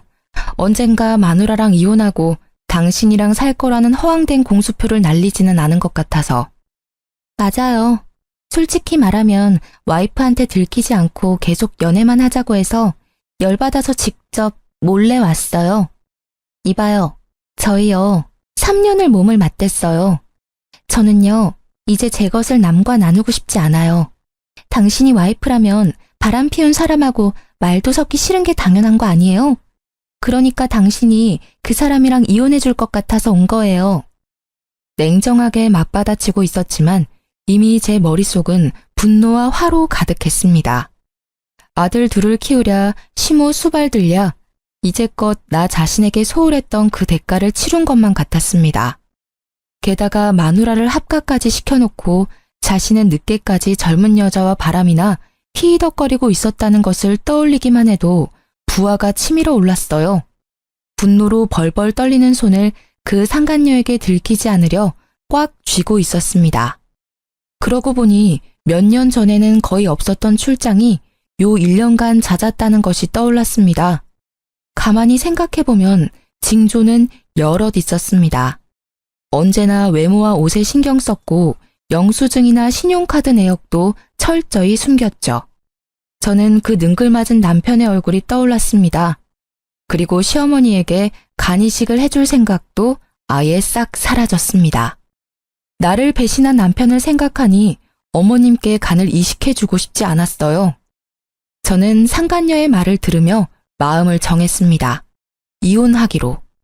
네, 이혼해드릴게요. 두 사람 꼭 결혼하세요. 정말요? 진짜 이혼해주는 거예요? 네, 그러니 걱정 마세요. 당신 말대로 저도 그런 남자 얼굴 맞대며 살고 싶은 마음 추워도 없거든요. 말이 통하는 사람이라 다행이네요. 역시 제가 나서야 일이 해결되네요. 네, 그치만 두 분은 제 혼인 파탄에 책임이 있으시니까 내일 저는 이혼 전문 변호사를 찾아갈 거예요. 법적 관계를 거의 반강제로 청산당하게 생겼으니 그 정도는 이해해 주실 거죠? 그럼요. 걱정 마세요. 너무 고마워요. 이렇게 깔끔하게 해결돼서 정말 다행이에요. 아니었으면 진짜 힘들게 돌아갈 뻔했어요. 아니에요. 오히려 제가 더 고마운 마음이에요. 이렇게 직접 와서 알려주고 결단 내리게 해주셔서 고마워요. 그럼 이 집구석이 어떤 상황인지도 모른 채 내게 고마워하는 상간녀를 보니 저는 웃음이 났습니다. 저의 호의 가득한 말에 상간녀는 영문을 모른 채 멍청한 표정을 짓고 있었어요. 그날 집으로 돌아온 저는 다시 주차장에서 남편을 기다렸습니다. 아픈 시어머님께 이런 모습까지는 보이고 싶지 않았고 혹여나 이 사실에 충격받으실까봐 조용히 이야기하려던 거였어요. 그런데 그날도 무척이나 늦은 귀가를 하더군요. 오늘도 그 상간녀와 놀다가 늦은 거라 생각하니 점점 열이 오르기 시작했습니다. 당신 왜 또 밖에 있어? 뭐야, 오늘도 잔소리야? 아니, 잔소리 아니고 당신이 꼭 들어야 하는 중요한 이야기야. 무슨 말이 하고 싶은 건데? 혹시 어머니 얘기야? 어디 안 좋으셔? 그래서 어머니 없는 데서 말하는 거야?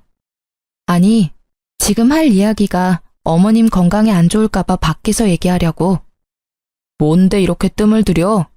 별거 아닌 이야기라면 그냥 집에서 하자. 나 피곤해. 당신이 피곤해하는 것 같으니까 나도 간단히 말할게. 별거 아니라면 별거 아닌 이야기니까. 오늘 정말 예쁘게 차려입은 젊은 여자가 우리 집 앞까지 날 찾아왔거든.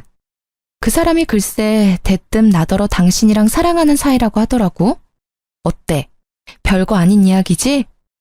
제 말에 남편의 얼굴이 점차 굳어가고 있었습니다. 그래, 어디서 만난 여자야? 오피스 와이프야?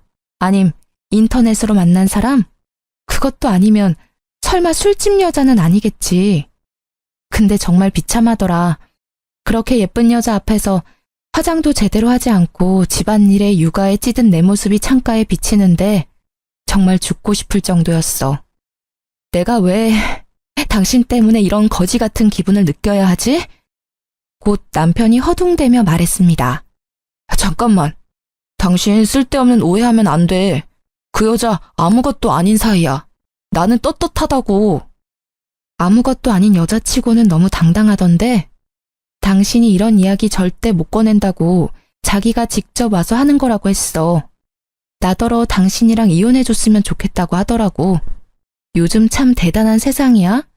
상간녀가 직접 와서 조강지처에게 그것도 시어른 모시는 와이프 얼굴 맞대며 그런 이야기를 꺼내다니. 그 여자가 진짜 그렇게 말했어? 맹세코 나는 그런 말 한 적 없어. 그냥 몰래 만나자고만 했지. 엔조이였어. 그 여자도 곧 정리하려고 했어. 정말이야. 웃기시네. 당신 야근이랑 출장이 잦아질 때부터 예상했어야 했어. 그런데도 내가 당신을 믿었던 건 아픈 어머님이 계신데 설마 바람을 피웠을까?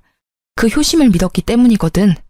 지금 생각해보니 너란 사람이 상식적인 인간이라 믿은 내가 참 바보였네? 여보, 미안해. 근데 진짜로 이것만은 알아줘. 걔는 그냥 잠깐, 진짜 아주 잠깐 재미로 사귄 거야. 알잖아. 살다 보면 이런저런 해프닝이 생기는 것처럼 그런 사소한 해프닝인 거지. 진지하게 만나거나 그런 거 절대 아니야. 난 분명 싫다고 했고 또 근데 이상하지? 그 여자 말 들어보니 아주 둘이서 행복하게 3년을 연애했다는데 그것도 최근 1년은 출장 간다며 여행도 많이 갔다지? 그래. 나랑 우리 아들들은 당신이랑 여행 간 지가 언젠지 기억이 나지 않는데 그 여자는 매달 여행을 시켜줬어? 그것도 호화롭게. 왜? 와이프랑 아들한테 돈 쓰는 게 아까웠어? 아, 그래. 그러긴 했어. 아니라고는 안 할게. 그치만 그건 그냥 기분 전환용이었다고. 나는 당신이랑 이혼할 생각 없이 재미만 잠깐 보려고 했지. 진짜야. 나 좀 믿어줘. 끝까지 진지한 사이가 아니었다고 나를 설득시키려는 남편에게 화가 나서 결국 터져버렸습니다. 냉정하게 말하려고 했던 마음이 터져버리자 결국 참을 수 없는 분노가 쏟아져 나왔어요. 믿어줘? 나를 방 강제로 시댁에 합가시켜서 힘든 일은 다 하도록 만들어 놓고는 당신만 재미를 봤다? 에라이 천하의 나쁜 놈아. 마누라한테 시댁이며 가정일 다 떠맡겨 놓고 젊은 여자랑 바람 피니 좋든? 어떻게 나한테 이런 짓을 할 수가 있어? 당신은 나한테 이러면 안 되지. 당신만 믿고 합가해서 살고 있는 나한테. 미안해, 여보. 진짜 잘못했어. 내가 다 끊을게. 당신 하라는 대로 해줄 테니까 제발 이혼만은 봐줘라. 응? 남편은 손이 발이 되도록 싹싹 빌었지만 제 눈에는 그것마저도 거짓인 것처럼 느껴졌습니다. 나는 그렇게 해줘야 할 이유가 없는데? 나 당신 상간녀하고 약속했거든. 이혼해주기로. 난 당신과는 다르게 약속은 꼭 지켜. 그럼 우리 어머니 간이식이라도 해주고 이혼해주면 안 될까? 순간 제 귀를 의심했습니다. 바람난 것도 괘씸한데 어떻게 자기 입으로 간이식을 운운할 수 있는지 뻔뻔한 것도 정도가 있는 법인데 말이죠. 내가 미쳤어? 당신이 젊은 년이랑 바람난 것도 우라통이 터져서 미쳐버릴 것 같은데 이 식을 왜 해줘? 당신 정신이 제대로 박혀있긴 해? 아니, 어머니가 당신 많이 좋아하시잖아. 당신도 어머니 살뜰하게 챙겼고. 그간의 정이 있는데 마지막으로 그거라도 좀 해주고 가. 어? 나한테 부탁하지 말고 당신이랑 죽고 못 살도록 알콩달콩 깨볶는 상간녀한테 이야기하는 게 어때? 그 정도로 사랑한다면 싫다 소리 없이 해줄 텐데. 안 그래? 걔는 어머니랑 만난 적도 없어. 상식적으로 한 번도 본 적 없는 사람한테 간이식 해줄 사람이 어디 있어? 당신은 10년 넘게 모셨잖아. 명색이 며느리인데 그 정도도 못 해줘? 그 말에 저는 화가 머리끝까지 났습니다. 이 말을 듣고도 내가 가만히 있으면 오히려 제 심장에 좋지 않을 것 같아 남편의 뺨을 한 방 시원하게 날렸습니다. 역시 한 대 치고 나니 마음이 좀 후련해지더라고요. 미친놈아, 상식이 뭔지도 모르지? 지나가는 사람들 아무나 붙잡고 물어봐. 바람난 남편 어머니 간이식 해주는 건 상식인지 아닌지. 아, 속 터져. 이런 놈을 이제까지 남편이라고 데리고 살았다니 내가 미련한 년이지 내가. 결국 그 다툼을 끝으로 저는 시댁에서 나오게 됐습니다. 자고 있던 두 아들을 깨우면서 저는 최대한 화를 가라앉히려 했지만 얼굴에서 드러났는지 애들도 별말 없이 준비를 하더군요. 남편은 꼴도 보기 싫은 마음에 빠르게 짐만 간단히 챙겨 밖으로 나왔습니다. 그렇게 친정으로 돌아온 저는 이혼 소송을 준비하기 시작했습니다. 이혼 전문 변호사와의 상담을 통해 상간녀 소송도 같이 진행하느라 바쁜 시간을 보냈어요. 나를 허수아비처럼 세워두고 둘이서 한 짓을 떠올리니 없던 의욕도 솟아나더라고요. 그리고 그 일들이 진행되는 도중에 시어머니의 병세가 악화되어 급하게 입원하셨다는 이야기를 들었습니다. 어머님은 여전히 제가 왜 시댁을 나간 건지 모르고 계셨어요.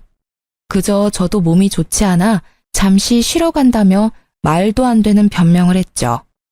어머님은 저를 붙잡지도 못하시고 애들을 데리고 떠나는 저를 바라보기만 하셨어요. 연락을 해볼까 말까 고민하던 차에 어머니에게 연락이 왔습니다. 나다. 잘 지내고 있니? 힘이 빠진 목소리에 기력이 없는 게 느껴져 안쓰럽더군요. 네, 어머님. 몸 상태는 좀 어떠세요? 치료는 잘 받고 계시죠? 그래, 나는 괜찮다. 제일 쓸데없는 걱정이 늙은 노인네 몸 걱정이야. 언제 죽어도 이상하지 않을 나이잖니? 그런 말씀 마세요. 다른 게 아니라 애미 너 이번 주 중으로 내가 있는 병원에 한 번만 왔다 가거라. 둘이 다시 잘해보라고 부르는 거 아니니 편히 와. 기니 할 말이 있어서 그래. 저는 망설여졌습니다. 시어머님께서는 남편의 불륜 사실을 모르고 계셨거든요. 남편은 자신이 잘못한 일이 있으니 말하지 않았을 거고 저는 저대로 혹시 어머님이 충격을 크게 받아 무슨 일이라도 생길까 싶어 말을 하지 않았으니까요. 가서 무슨 이야기를 듣게 될지 모르지만 어머니의 말투가 여전히 따뜻했기에 한번 뵐까 하고 고민했죠. 머뭇거리는 저에게 한마디 남기시더라고요. 이번 주에는 애비고 네 시동생이고 아무도 안 온다. 어차피 자주 오지도 않는 사람들이야. 네가 마주칠 일 없으니 편하게 와. 부담 주는 거 아니야. 정말로 용건이 있어서 부르는 거야. 알았지? 여전히 저를 생각해주는 어머니 모습에 보내주신 주소로 찾아갔습니다. 병원 침대에 누워있는 어머님의 몰골은 말이 아니었습니다. 볼살 하나 없이 야위고 거뭇해진 얼굴에 이곳저곳 연결된 수액줄에 거동도 제대로 못하는 모습을 보고 마음이 미어졌어요. 배아파 낳은 아들이 셋씩이나 있는데 아무도 신경을 쓰지 않았는지 방문자 카드에 제 이름이 2번째로 써져 있더군요. 효자 코스프레하며 어머님 살려달라 소리치던 남편놈은 어디서 뭘 하는지 어머님께 와보지도 않은 듯 했습니다. 제 얼굴을 보신 어머님께서는 조용히 말씀하셨어요. 네 남편 때문에 네가 고생이 많구나. 네가 마음고생이 많아. 너에게는 얼굴을 들지 못할 만큼 미안하다고 생각하고 있단다. 저는 아무 말도 하지 못하고 눈시울만 붉혔습니다. 나도 눈이 있고 귀가 있으니 대충은 알아. 그놈이 너를 두고 젊은 여자랑 바람났다고 하더구나. 내가 그 사실을 알았을 때는 가슴이 철렁 내려앉았단다. 네 시부랑 똑같은 짓을 한 아들이 내 자식 같지 않다고 느껴졌을 정도야. 내가 아들을 헉 키운 게지. 시어머님이 알고 계실 줄 몰랐던 저는 깜짝 놀랐습니다. 그러나 어머님은 생각보다 담담히 제게 말을 해주셨어요. 나는 말이다. 네가 참 마음에 들었어. 젊을 적 나를 고생시키던 고약한 남편 수발을 들며 눈물 참아내던 그 집에 네가 와서 애들 웃고 떠드는 소리 이런저런 세상 이야기 듣게 해줘서 너무 고마웠어. 어머님, 그래서 나는 네 가슴에 대못 박은 아들놈 대신 며느리인 너와 내 손주들을 먼저 생각하기로 했단다. 내가 살던 그 집 네 앞으로 명의 이전해 줄 테니 그리 알고 있어. 네? 안 돼요, 어머님. 제가 그 집을 왜 받아요? 어머님 집이시잖아요. 그리고 저는 그걸 받을 자격도 없어요. 잔말 말고 받어. 너도 알다시피 나는 오래 못 가. 이 병원 들어올 때 이미 연명 치료도 안 하기로 사인했단다. 그 집 말이다. 정말 주고 싶었던 사람이 너야. 그 집에 따뜻한 추억을 만들어준 게 너니까. 그동안 내 며느리로 살아줘서 고마웠어. 네 덕분에 눈 감기 전 즐겁고 행복한 일도 많았었어. 그리고 내가 너한테 집 줬다는 이야기는 아무한테도 하지 마라. 죽기 전에 시끄러워지는 건 싫구나. 저는 결국 어머님의 뜻대로 남편 몰래 40평대의 시댁집을 받게 되었습니다. 혹시나 모를 문제에 변호사를 대동해 공증도 받았습니다. 어머님은 혹여 새 아들들이 따지고 나올 것을 대비해 유서에도 명백히 작성해 남기셨어요. 사기네 뭐네 이상한 말할 것 같으면 변호사에게 맡겨놓은 유서를 보여주라 하시면서요. 이제 가봐. 내 할 이야기는 끝이다. 2번 다시 여기 찾아오지 마라. 그 집을 받으며 이래도 되는가 싶은 마음이었지만 어머님은 그 뒤 아무런 이야기도 듣지 않겠다는 듯 눈을 감아버리셔서 인사를 하고 나왔어요. 그게 마지막 인사였습니다. 시모께서는 그 뒤로 3달간 독한 약을 이기지 못하고 결국 돌아가셨습니다. 부고 문자를 보았을 때는 마음 한켠이 쓰렸습니다. 이혼 소송 중이라도 장례식장은 가는 게 예의에 맞을 것 같아 조문을 갔는데요. 아이고 어머니, 이렇게 가시면 저는 어떻게 합니까? 이식도 받지 않고 이렇게 가버리시면 남은 자식들 어찌 살라고. 제 가슴도 이렇게 억장이 무너지는데, 어머니. 장례식장에 들어서자마자 들리는 남편의 목소리에 저는 욕 한 바가지 나올 뻔한 걸 겨우 참았어요. 시모께서 병원에 있을 때는 찾아와 보지도 않고 상간녀랑 놀러나 다니던 논팽이 같은 남편이 이제 와서 자식이랍시고 펑펑 우는 모습이라니 웃기지도 않았어요. 조문 온 사람들에게는 효자로 비춰지고 싶은 욕망 가득한 두 눈이 남편을 대변해주고 있었죠. 그 꼴을 보는 게 싫었던 저는 빠르게 조문을 마치고 시댁으로 다시 돌아왔습니다. 어머님이 입원해 있던 동안 상간녀가 이 집에서 살았었는지 상간녀의 짐도 엄청나게 많더군요. 이제 제 집이 된 시댁에서 남편이 들어오기를 기다렸던 저는 도어락 열리는 소리에 거실에서 남편을 맞이했습니다. 남편의 옆구리에는 그 상간녀가 딱 붙어 있더군요. 시모가 없다고 이렇게 바로 상간녀를 데리고 오다니. 남편은 제가 거실에 있는 걸 보더니 깜짝 놀란 듯 했습니다. 당신이 왜 여기에 있어?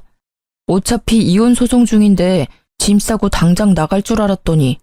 아니지, 짐 싸고 당장 나가야 되는 게 맞지. 역시나 남편은 모르고 있었습니다. 이 집이 누구의 소유가 되었는지. 저는 당일 떼어놓은 등기부등본을 척하니 보여주었습니다. 처음에는 그게 뭔지 몰라 멀뚱멀뚱 읽고 있던 그가 갑자기 손을 덜덜 떨며 재차 확인하기 시작했습니다. 이제 알겠어? 이 집 내 거야. 그러니까 너희 2사람이 당장 나가야 될 것 같은데? 왜, 이 집이 왜 당신 앞으로 되어 있어? 내가 받는 게 당연한데. 아, 뭐야. 당신 대체 뭔데? 우리 어머니한테 뭘 어떻게 했길래 어머니가 당신한테 집까지 준 거야? 그러게나 말야. 내가 뭘 해서 어머님이 내게 집을 남기셨을까? 당신이 잘 좀 생각해봐. 일단 이 집에서 나가. 알았지? 야, 너 설마 우리 엄마 협박했어? 아님 시어머니 상대로 사기쳤냐? 정당하게 합법적으로 시어머님 통해서 전달받은 건데 못하면 어머님 담당했던 변호사님께 찾아가 봐. 명함 줄게. 당당한 제 말에 뒷목 잡는 남편과 옆에서 눈알만 열심히 굴리는 상간녀의 모습을 보며 곧장 이삿짐 센터에 전화를 했습니다. 여기요. 용달차 하나 보내주세요. 짐 그렇게 많지는 않거든요. 최대한 빨리 와주세요. 상간녀가 저와 제 아들들 짐만 고스란히 모아 창고방에 처박아 놓았길래 저는 그 짐을 제외한 남편과 상간녀의 짐을 모조리 용달에 실어달라고 했습니다. 남편이 믿고 있던 재산이 그 집뿐이었는데 그 집이 제 것이 되었으니 상간녀는 2번 다시 볼 일 없다는 듯 짐을 챙겨 나가려고 하더군요. 야, 너 어디 가? 야, 너 설마 내 돈 보고 붙어 있었어? 이 꽃뱀 같은 년이? 그럼 오빠 어딜 봐서 나 같은 여자가 붙어 있었겠어? 이 집이 오빠 명의도 아닌데 내가 붙어 있을 필요 없잖아. 서로 주고받는 심플한 사이인데 그 정도는 당연한 거 아니야? 뭐? 뚫린 입이라고 함부로 이야기하지? 언제는 나 좋다며, 내가 전부라며. 네가 와이프한테 이혼하라고 해놓고 너 혼자 빠지겠다. 내가 시키지도 않은 일을 만들어서 분란만 만든 건 너야. 너도 책임질 건 져야 할 거 아냐. 왜 네가 싸지는 일을 내가 수습해야 하는데? 그거야 오빠 생각이지. 게다가 오빠가 이렇게 멍청한지 몰랐었거든. 난 돈 없는 오빠한테는 관심 없어. 오빠가 뭐가 대단해? 몇 푼 되지도 않은 월급에 얼굴이 잘생겼기를 해, 다정하기를 해. 거기다가 봐. 내가 오빠 생각해서 와이프랑 이혼하게 만들어놨는데 두 눈 뜨고도 집까지 홀랑 뺏기고. 너 말 다 했어? 저와 용달 기사들이 보는 앞에서 두 사람의 추접스러운 대화는 그렇게 몇십 분 동안 이어졌습니다. 정말 수준 떨어지는 사람들끼리 똑같은 짓 하는 걸 보니 코미디가 따로 없었네요. 결국 남편은 상간녀와 함께 제 집에서 쫓겨났습니다. 어디로 간 건지는 모르겠지만 두 사람이 함께가 아니라는 것만은 확실했어요. 집 하나 없다고 찢어지는 두 사람을 보며 사랑이네 뭐네 했던 상간녀의 말이 생각나더라고요.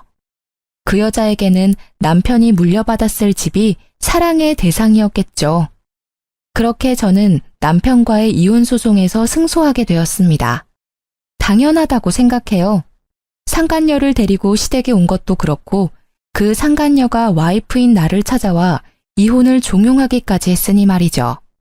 그럼에도 소송까지 간 남편이 대단한 건지 모자란 건지 모르겠네요. 아, 물론 상간녀한테는 손쉽게 위자료를 받아냈죠. 요즘 애들 참 시원시원하더라고요. 소장을 받자마자 돈이 입금되더라고요. 그런데 남편은 거기에서 끝나지 않았어요. 여보, 애들은 좀 보여줘. 어떻게 엄마가 돼서 애들한테 아빠를 없애버릴 수 있어? 당신 정말 잔인한 사람이야, 어? 당신 진짜 열받는 소리만 골라서 하는 재주가 있네? 애들 어려서 아빠 찾을 때 당신 뭐라고 했는지 기억 안 나지? 아빠 바빠, 아빠 피곤해, 아빠 힘들어. 매번 이 말만 하면서 도망갔던 건 애들을 위해서 한 일이었니? 내가 잔인해? 미안한데 이미 애들 어렸을 때부터 아빠 자리는 한참 비어 있었거든? 그때는 나도 피곤했어. 지금은 또 다르잖아. 나는 애들한테 잘할 자신이 있고 또 친아빠니까 애들을 볼 권리도 있어. 애들이 보고 싶으면 밖에서 봐.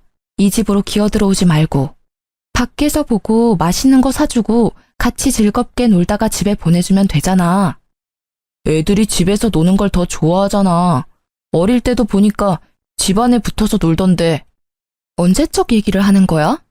허튼 소리 그만하고 이제 내 집에 발도 디디지 마. 한 번만 더 찾아와서 난동 부리면 바로 경찰 부를 거야. 전 남편은 그제야 자신이 한 짓이 후회가 되는지 눈물을 질질 흘리기 시작하더라고요. 동정표를 사려는 작전은 제게 통하지 않는다는 걸 모르는지 이렇게 끈덕지게 집으로 들어오려던 이유가 무엇인지 나중에 알고는 웃었어요.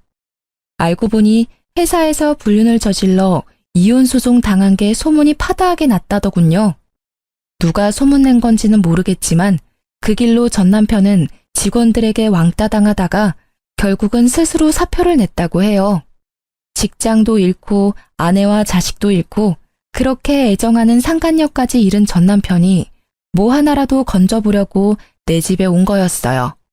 최근에는 퇴사하고 일이 없어 배달기사로 벌어먹고 산다고 하더군요. 앞으로는 제발 저한테 피해를 주지 않았으면 하거든요.